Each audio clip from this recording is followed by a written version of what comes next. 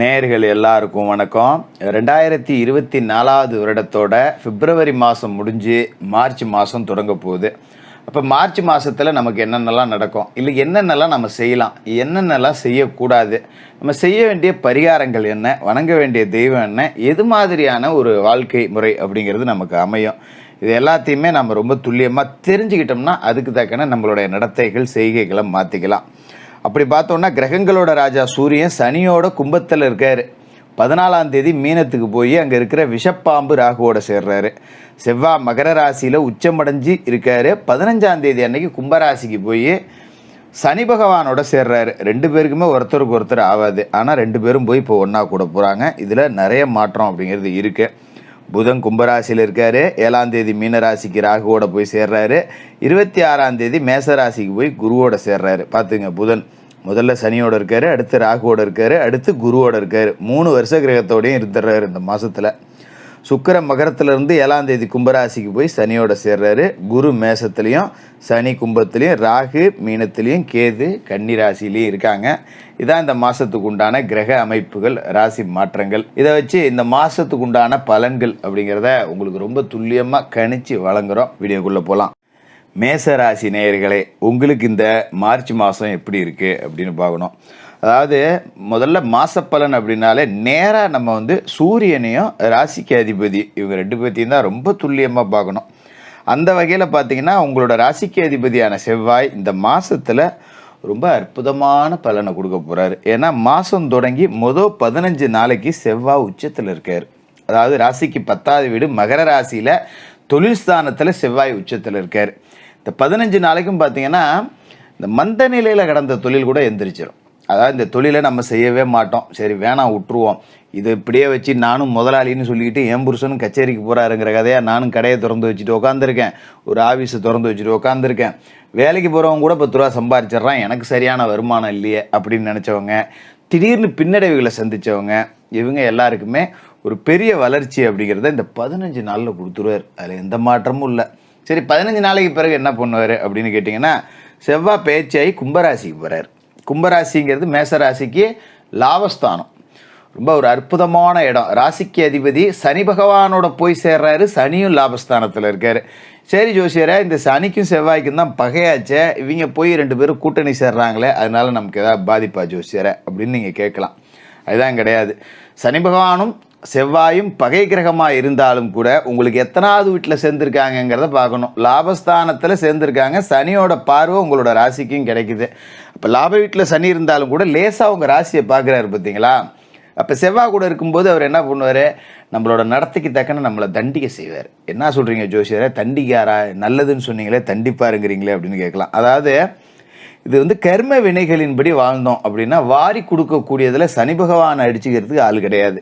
அவர் உங்களோட ராசியை பார்த்துக்கிட்டே இருக்காரு. அப்படிங்கும்போது உங்களை நோட் பண்ணிக்கிட்டே இருக்காரு அப்படின்னு அர்த்தம். அப்போ நம்ம வேலையை நாம் ரொம்ப ஒழுங்காக செய்யணும்.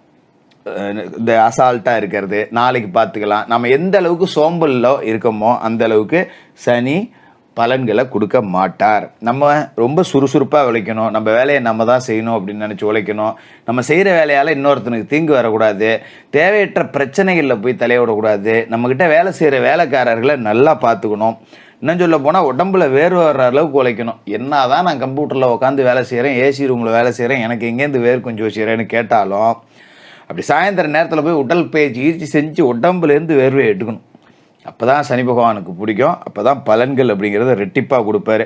இப்போ இந்த சனியும் செவ்வாயும் சேர்ந்துருக்கிறதால கண்டம் ஏதாவது இருக்கா ஜோசியரே அப்படிங்களாம். அதெல்லாம் கிடையாது.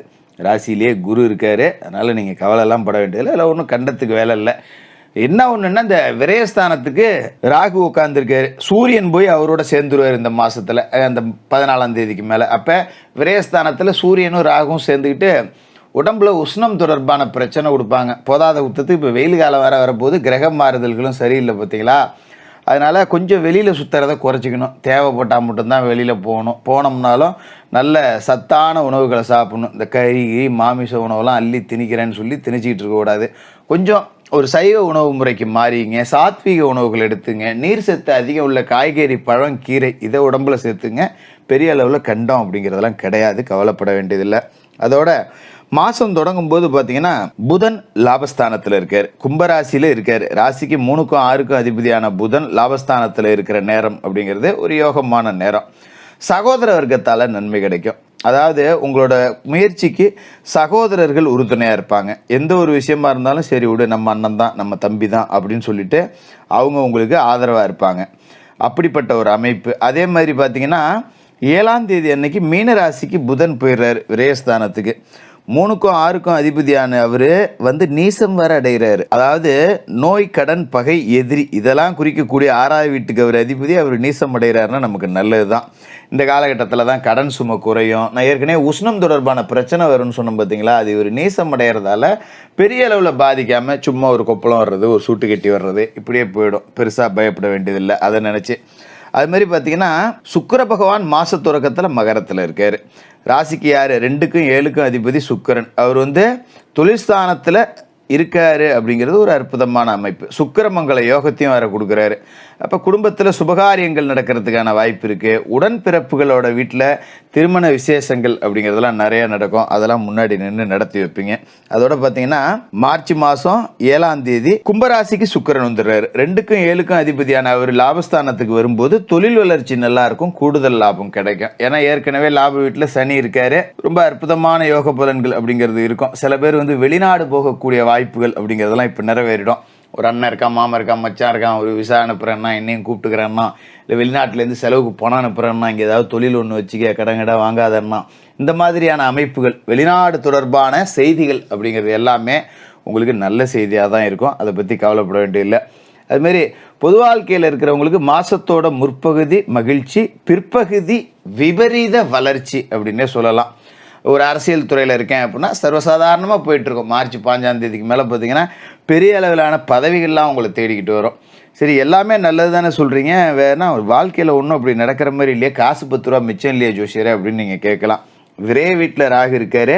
இப்போ புதனும் இந்த மாதத்தில் ராகுவோட சேருவார், சூரிய பகவானும் அவரோட சேருவார். அப்படிங்கும்போது நம்ம என்ன பண்ணணும்னா தேவையில்லாத வரக்கூடிய செலவுகளை தடுக்கிறதுக்காக நாமளாக சுபவிரய செலவு பண்ணிடுறது நல்லது. அப்போ என்ன செய்யணும் அப்படின்னா, ஒரு கோயில் ஆலயம் ஏதாவது தெருவில் பக்கத்தில் கட்டுறாங்க, அதுக்கு ஒரு நன்கொடை கொடுக்கலாம். இல்லை ஏதோ ஒரு ஆசிரமம் இருக்குது, இல்லை பள்ளிக்கூடத்தில் பிள்ளைங்க படிக்குது, நம்மளால் முடிஞ்ச ஆசிரமத்தில் ஒரு வேளை சோறு போடுறது, கோவிலில் அன்னதானம் பண்ணுறது, வசதி இல்லாத பிள்ளைகளுக்கு ஒரு நோட்டு புக்கு பேனா இது மாதிரி வாங்கி கொடுக்கறது, இதை செய்யலாம். அது மாதிரி இந்த செவ்வாய்க்கிழமை ராகுகால நேரத்தில் துர்க்கை அம்மனுக்கு தீபம் ஏற்றணும். இது எதுக்காக சொல்கிறேன் அப்படின்னாக்கா, செவ்வாய் பூமிக்காரகன்.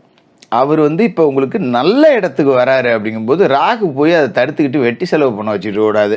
இன்னும் சொல்ல போனால் விவசாயத்தில் ரொம்ப சிறப்பாக வேலை செஞ்சுக்கிட்டு இருப்பீங்க. விவசாயம் அப்படிங்கிறது செழித்து வளரும். நல்ல மண்ணை தோண்டி எது போட்டாலும் அது பொண்ணாகும். அதே நேரத்தில் பார்த்தீங்கன்னா ராத்திரியில் வேலை பார்க்குறப்போ ஒரு பூச்சி போட்டு கடிச்சு வச்சிடும், நமக்கு வேலை கெட்டு போயிடும், ஆஸ்பத்திரிக்கு அலைஞ்சிக்கிட்டு இருக்கணும். இந்த மாதிரி இதெல்லாம் தடுக்கிறதுக்காக தான் ராகுவுக்கு பரிகாரமாக ராகுகால நேரத்தில் தீபம் ஏற்றணுங்கிறது. முருகப்பெருமான் வழிபாடு அப்படிங்கிறது செய்யணும்.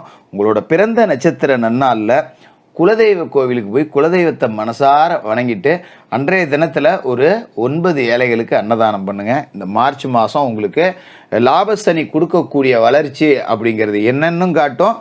செவ்வாய் கூட சேர்ந்திருக்காருன்னு நீங்கள் பயப்பட வேண்டியதில்லை. 2 பேரும் ஒருத்தருக்கு ஒருத்தர் எதிரிகளாக இருந்தாலும் உங்களுக்கு வாரி தான் கொடுக்க போகிறாங்க. அற்புதமான ஒரு மாதம் இந்த மார்ச் மாதம். மேசராசிக்காரர்களுக்கு வாழ்த்துக்கள்.